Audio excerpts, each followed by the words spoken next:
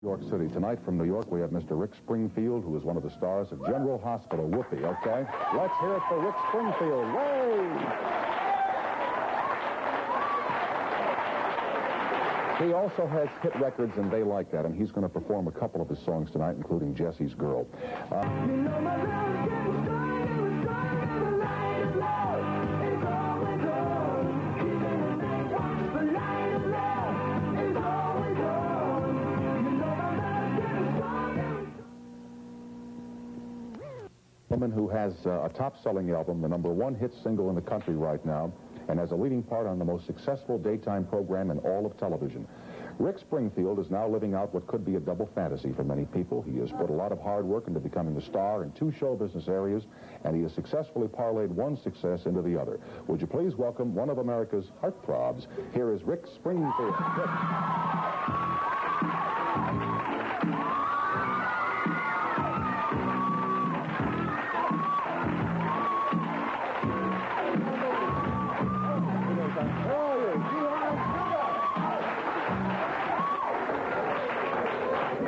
Thank you. You know, when I read that one of America's heartthrobs, easy now, come on. When I read that line, one of America's heartthrobs, I wince a little bit because I wonder if maybe you're at all embarrassed or put off by that particular terminology. Being popular is one thing, but a heartthrob goes a little bit beyond popularity. Well, I can't relate to that.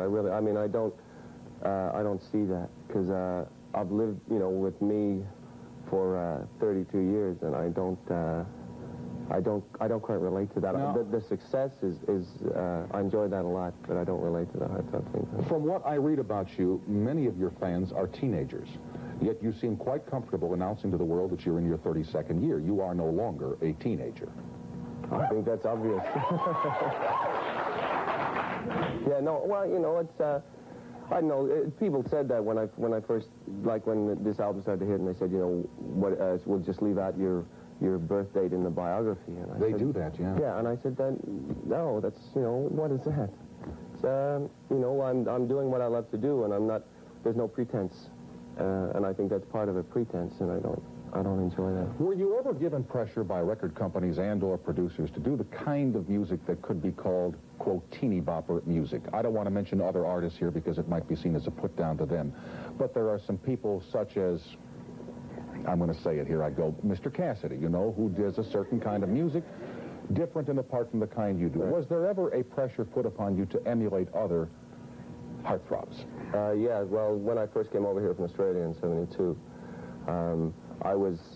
first they picked up on my photo and started to put in a lot of teen magazines, which is okay if there's a balance. For me, it would have been okay if there'd been a balance in the other type of magazines, because I came over for my music and not to have my photo in teen magazines.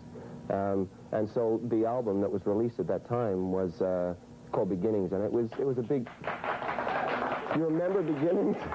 10 points. It was a ballad album. It was the songs about a lot of things that teenagers weren't. It wasn't a David Cassidy album, and it didn't sell. And the next one didn't sell. And the teen magazines were saying, we're giving him all this publicity. We need the teen hit. Come on, give it. And it wasn't what I wanted to do. And that's when I disappeared. Now, talking about your disappearance, that led to your acting career, did it not? And what caused the disappearance? The music side not working. Like I said, I came over from music, and not to be classed in some way that would take away from the music, and eventually it didn't work, and luckily for me now, and it just started to go down and down, and so I split from my message. So you're not making music, and you are taking acting lessons on the side? I was writing all the time, but I wanted to do something to keep it going, and keep creative and feel like I was doing something. And so I took acting lessons. I'd always wanted to do that because my brother did that, and I'd always wanted to do that. How did you learn about General Hospital? Was it like a general casting call, as they? Yeah, it was just another call for me. I hadn't worked for like 8 months, and it was on the breadline again, as actors often are. The album was just about to come out, and the casting director, who had seen me before in something, it was another thing I'd read for, remembered me and thought I might be right for it, and so called me out. So you went to the audition for General Hospital, and you got the part. Did a screen test. And so now the album is starting to click, and the music is coming back, and you're in the midst of a whole new career on the afternoon drama General Hospital. How do those two go together? Do you find that you're able to make them complement each other, your image or position as an actor on that series, and your image and position as a maker of music? I don't really concern myself with the image, because that, to me, that's something that's put on, that's something that other people project onto me, and it's I've never been able to see myself that way, fortunately, I think, for me. And so I just do, I've always gone at what I've wanted to do, and if it's clicked, great. No, but do you think the people who watch General Hospital are record buyers, and are the people who buy records possibly an audience that would watch an afternoon dramatic program? Well, for a start now, General Hospital it's really reaching a fad thing almost, and it's really a popular show. But it was what was my major concern when I was up for the part originally, was what that would do to me musically, because the album was coming out, Working Class Dog, and I was excited about it and didn't want to do anything that would lessen my chances of that being successful. And the show, and then I looked into the show and saw that it had a huge college audience followed, a huge college, like, they were doing things. Young people don't take courses at that time of the afternoon because they want to go home and watch the program or sit in the dorm. Yeah, they do not schedule classes sometimes between 2 and 3 in the afternoon because they know no one's going to show up. And so, so I looked into that, and I just took a gamble. You know, I just said I want to act and I want to do music, and so I'll take the shot. I'm just sitting here thinking about this, and I mean, you're an intelligent young man. Have you ever thought about the syllogism at work here, that they don't schedule classes from 2 to 3 in the afternoon because of a television program on the air? Shouldn't it be the other way around? Shouldn't they not schedule a television program so that young people can go to school and get an education? It just seems a little bit backwards to me. No. Well, folks, I'm not here for popularity, obviously. I mean, you try and tell ABC that. Yeah, but not tonight. We will continue. We will continue with Mr. Rick Springfield right after these announcements. He was in for, I don't know how many days she came in. She came in for 2 days. All right. What was it like over there? Everyone was real up for it. It was a very exciting time. It was, I did a scene with her, which was really exciting. But you'd be like walking through the halls. Normally you walk through the halls and everyone would be talking and joking. And you'd walk through the halls and she was on, and it was like a ghost town. Everybody was glued to a monitor watching her and going, God, look at her eyes. You mentioned that the 8 months that you were out of work here in New York before you got the job at General Hospital, I asked you in the break, were you on unemployment? Do you go to window C, as we call it in the industry, and get the check? And yeah, I was on unemployment. One of the most embarrassing moments of that was standing in the unemployment line and having someone recognize me, because from the publicity before. And also I played in a club band. You know, I mean, not embarrassed, I mean embarrassing within reason, but it hurt my ego, I guess, was what I'm saying. And also played in a club band, a top 40 band. And when you go up to get the check at the window. Well, okay. Because I want to know about this, you know. They give you a little book, right?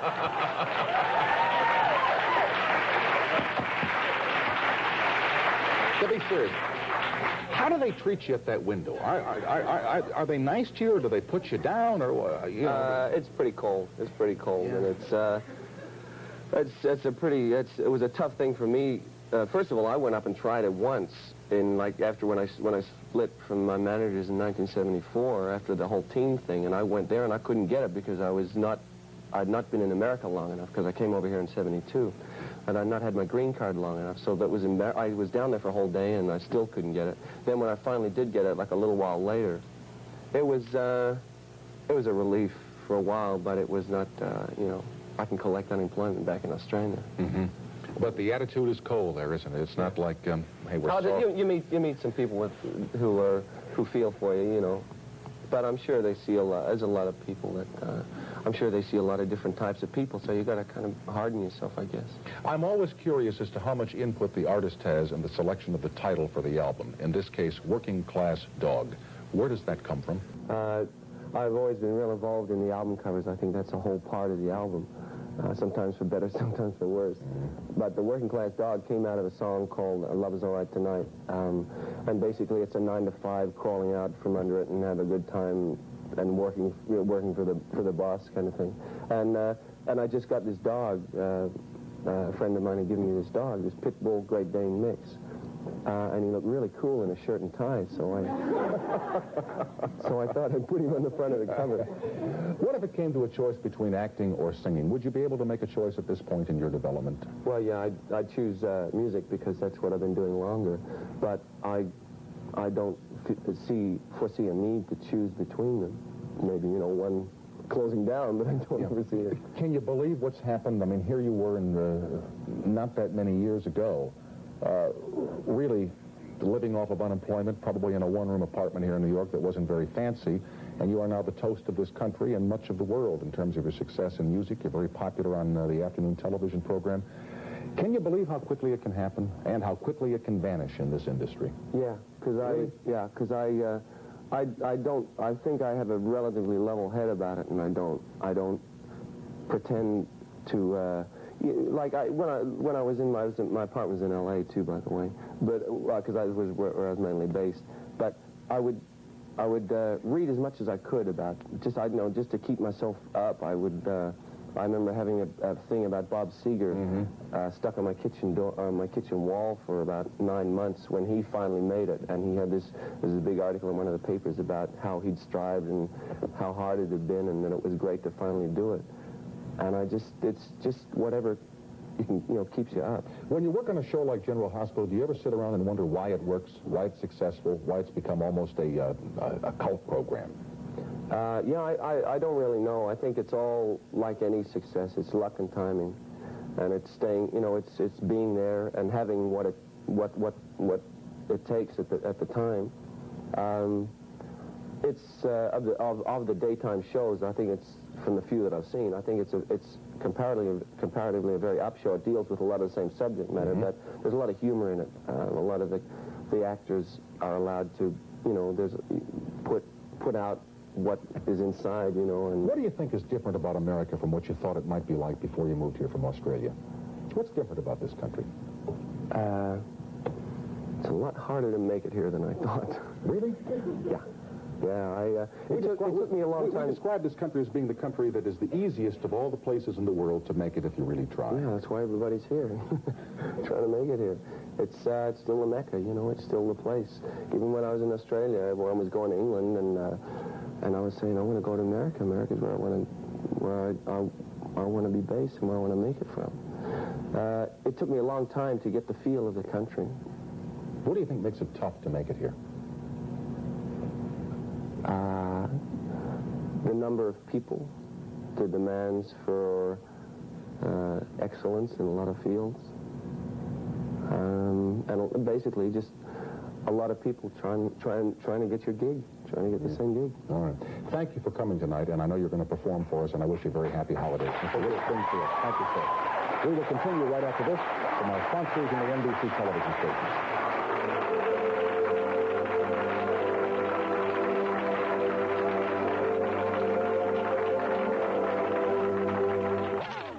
Called Working Class Dog, and the hit song is called Jessie's Girl. Once again, here's Rick.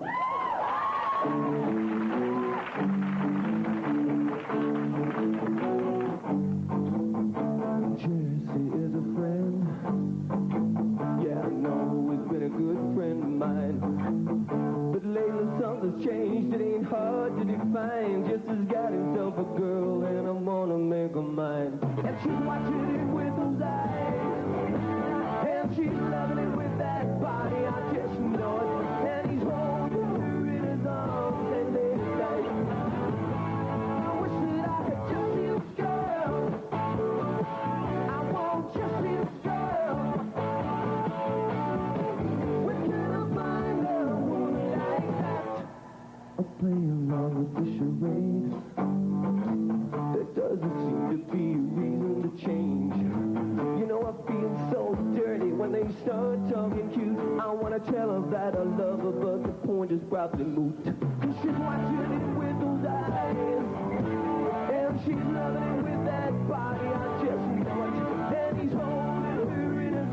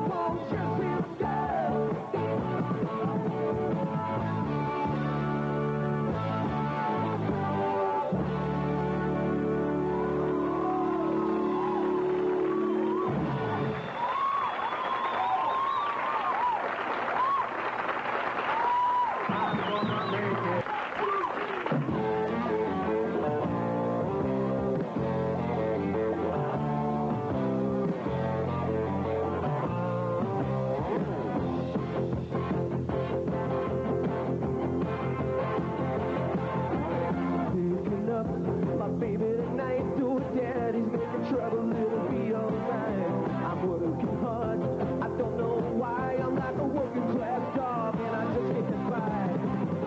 Tonight I'm crawling out from it. No, we're living on a break, second by minute by minute.